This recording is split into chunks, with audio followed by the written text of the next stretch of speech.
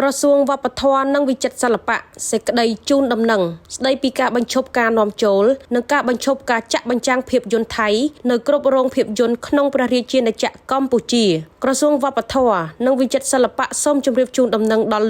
លោកស្រីជាម្ចាស់ក្រុមហ៊ុនចែកចាយភាពយន្តនិងម្ចាស់រោងភាពយន្តទាំងអស់មេត្តាជ្រាបថាចាប់ពីម៉ោង 12 ថ្ងៃត្រង់ថ្ងៃទី 13 ខែមិថុនាឆ្នាំ